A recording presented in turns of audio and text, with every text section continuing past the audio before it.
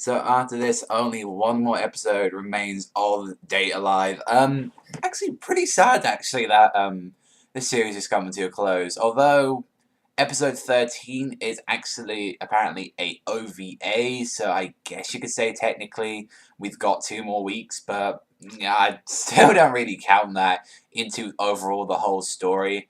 But even as well, the previews for next week look very sad, even though we're not even talking about it and talking about like the good episode. This one was actually I found it to be pretty like sad. It had like all this like sort of emotions go through like Kotobi. I feel like as she was like trying to enjoy the date, but it just seemed like she couldn't because of like the whole pressure. Not to mention as well, Shido just couldn't enjoy it really either, and both knew each other that he's getting orders in his ear hole to tell him to say this, like, and it's not really himself. And there were some jokes at the start, picking out swimsuits, Tobichi being a bitch about it, like getting him to fill up some stuff, and not to mention as well, Shido did see some important film about their childhood, which got taken off the air before it even got there because of rats.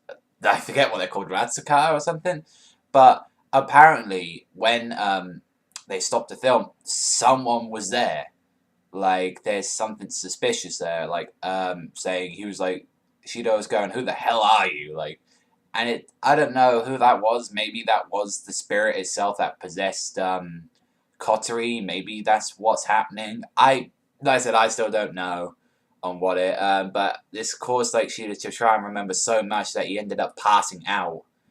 And the date as well. Like, oh my god, the freaking swimsuits in this episode. It was like, I swear, I was like blue balling most of this episode. It was like pretty friggin' bad. And then even as well, Kotori, although she's a freaking lowly, I was like, she looks alright, That's the thing I never really liked about Kotori. She has been the lowly character, so that's one thing I just don't, get her into. It's like, but there was like, I felt really like jealous of like Shido at one point. He had like Tohka behind him with his breast, and then like in like Kotori as well. He had literally the breast train on him, like.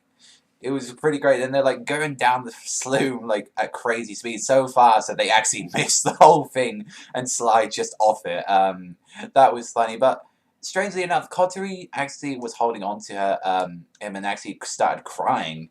And turned out as well later on in this episode that she has been, taking these sort of drugs to just prolong her. And they even said like with Reine, they say that she's prolonged herself like 50 times the amount that she's supposed to be, and she's really making herself suffer at the moment. But how the episode ended, it ended up with Tobichi looking at this new AST model and finding out who, Kotori was, that she is, the demon.